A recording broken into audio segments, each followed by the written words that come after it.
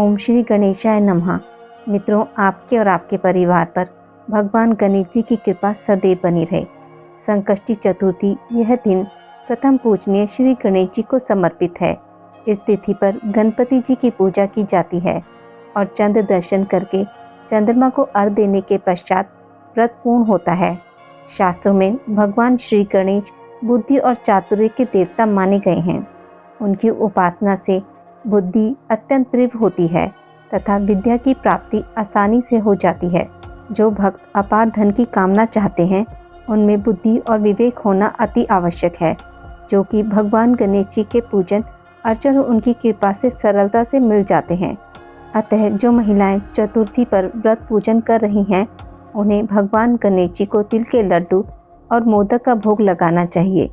इस तरह से पूजन करके श्री गणेश का आशीष प्राप्त किया जा सकता है। अखुरत चतुर्थी के दिन व्रत उपासना रखने तथा श्री गणेश का सच्चे मन से पूजन करने से जीवन के सभी तरह के संकट दूर हो जाते हैं। इस चतुर्थी पर व्रत रखने पर जहां सौभाग्य मिलता है, वहीं संतान की चाह रखने वालों की मनोकामना पूर्ण होती है।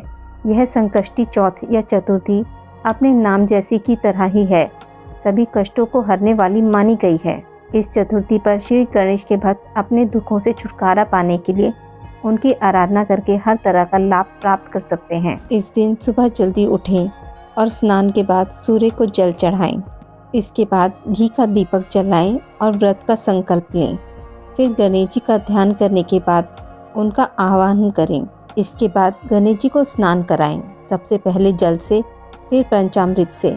दूध, दही, घी, शहद और चीनी का मिश्रण पंचामृत कहलाता है और पुनः शुद्ध जल से स्नान कराएं। अब गणेश जी को वस्त्र चढ़ाएं। इसके बाद गणपति जी की प्रतिमा पर सिंदूर, चंदन, फूल और फूलों की माला अर्पित करें। सुगंधित धूप जलाएं। अब एक दूसरा दिया जलाकर गणपति जी की प्रतिमा को दिखाकर हाथ धो लें। हाथ पोंछने के लिए नए कपड़े का इस्तेमाल करें। मोदक, मिठाई, गुड़ और फल का नैवेद्य चढ़ाएं। इसके बाद गणपति जी को नारियल और दक्षिणा प्रदान करें। चतुर्थी की कथा पढ़ें। अब अपने परिवार के साथ श्री गणेश जी की आरती करें। गणेश जी के मंत्र व चालीसा और स्तोत्र का आदि का वाचन करें। इसके बाद हाथों में फूल लेकर गणपति जी के चरणों में पुष्पांजलि अर्पित करें। अब गणपति जी की परिक्रमा करें।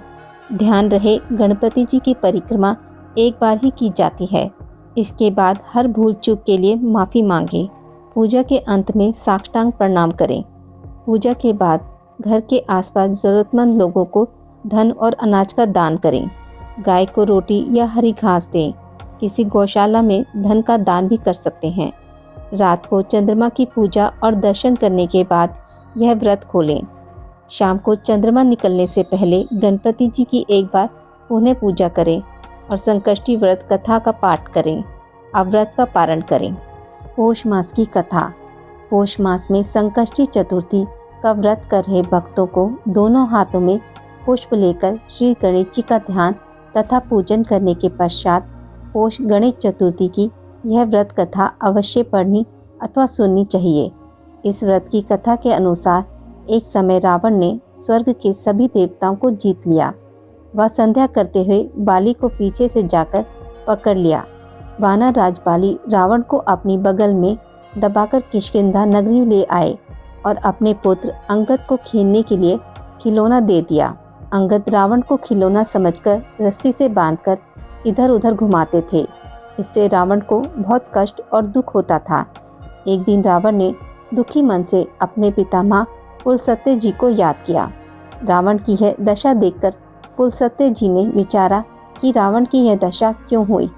उन्होंने मन ही मन में सोचा, अभिमान हो जाने पर देव, मनुष्य व असुर सभी की यही गति होती है। पुलस्त्य ऋषि ने रावण से पूछा कि तुमने मुझे क्यों याद किया है। रावण बोला, पितामह, मैं बहुत दुखी हूँ।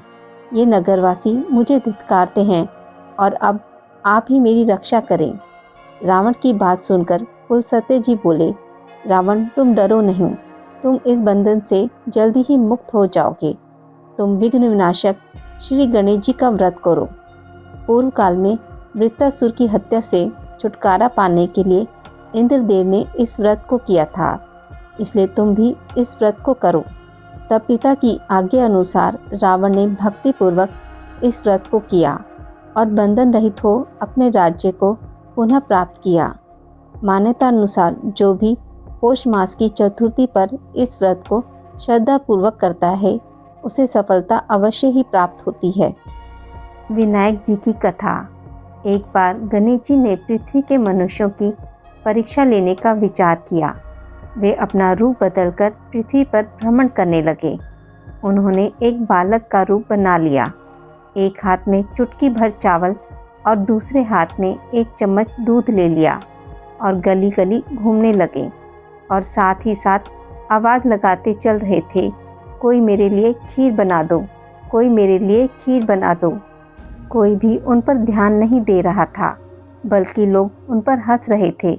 वे लगातार एक गांव के बाद दूसरे गांव इसी तरह चक्कर लगाते हुए पुकारते रहे, पर कोई खीर बनाने के लिए तैयार नहीं था। सुबह से शाम हो गई। गणेश जी लगातार घूमते रहे। एक बुढ़िया थी, शाम के वक्त अपनी झोपड़ी के बाहर बैठी थी। तभी गणेश जी वहाँ से पुकारते हुए निकले कि कोई मेरी खीर बना दो। बुढ़िया बहुत कोमल हृदय वाली स्त्री थी। उसने कहा, बेटा मैं तेरी खीर बना देती हूँ। गणेश जी ने कहा, माई अपने घर में से दूध और चावल लेने के लिए बर्तन ले आओ। बुढ़िया एक कटोरी लेकर झोपड़ी से बाहर आई तो गणेश जी ने कहा, अपने घर का सबसे बड़ा बर्तन लेकर आओ। बुढ़िया को थोड़ी झुंझलाहट हुई, पर उसने कहा, चलो बच्चे का मन रख लेती हूँ, और अंदर जाकर अपने घर का सबसे बड़ा पतीला लेकर बाहर आई। गणेश जी ने चम्मच से दूध पतीले में उड़ेलना शुरू किया। तब बुढ़िया के आश्चर्य की सीमा नहीं रही जब उसने देखा दूध से पतीला भर गया है। एक के बाद वह एक बर्तन झोपड़ी से बाहर लाती गई और उसमें गणेश जी दूध भरते चले गए। इस तरह से घर के सारे बर्तन दूध से लबालब भर गए। गणेश जी ने बुढ़िया से कहा, मैं स्नान करके आता हूँ, तब तक तुम खीर बना लो, मैं वापस आकर खाऊंगा। बुढ़िया ने पूछा, मैं इतनी सारी खीर का क्या करूँगी? इस पर गणपति जी बोले, सारे गांव को दावत दे दो। बुढ़िया ने बड़े प्यार से मन लगाकर खीर बनाई। खीर की भीनी भीनी मीठी मीठी खुशबू चारों दिशाओं में फैल गई। खीर बनने के बाद वह हर घर में जाकर खीर खाने का न्योता देने लगी। लोग उस पर हंस रहे थे। बुढ़िया के घर में खाने को दाना नहीं है और यह सारे गांव को खीर खाने की दावत दे रही है। लोगों को कुतूहल हुआ। खीर की खुशबू से लोग खींचे चले आए। लोग सारा गांव बुढ़िया के घर में इकट्ठा हो गया। जब बुढ़िया की बहू को दावत की बात मालूम हुई तब वह भी सबसे पहले वहां पहुंच गई। उसने खीर से भरे पतीले को जब देखा तो उसके मुंह में पानी आ गया। उसे बड़ी जोर से भूख लगी थी। उसने एक कटोरी खीर निकाली और दरवाजे के पीछे बैठकर खाने की तैयारी करने लगी। इसी बीच एक छींटा गिर गया और गणपति जी को भोग लग गया और वो बहुत प्रसन्न हो गए। अब पूरे गांव को खाने की दावत देकर बुढ़िया अपने घर आई तो उसने देखा कि बालक वापस आ गया था। बुढ़िया ने कहा, बेटा खीर तैयार है, भोग लगा लो। गणपति जी बोले, माँ भोग तो लग चुका है, मेरा पेट पूरी तरह से भर गया है, मैं तृप्त हूँ। अब तू खा, अपने परिवार और गांव वालों को खिला। मेरा पेट तो पूरी तरह से भर गया है, मैं तृप्त हूँ। अब तू खा, अपने परिवार और गांव वालों को खिला। बुढ़िया ने कहा, यह तो बहुत ज़्यादा है, सबका पेट भर जाएगा, इसके बाद भी यह बच जाएगी। उस बची खीर का मैं क्या करूँगी? इस पर गणेश जी बोले, उस बची खीर को रात में अपने घर के चारों कोनों में रख देना। और बुढ़िया ने ऐसा ही किया।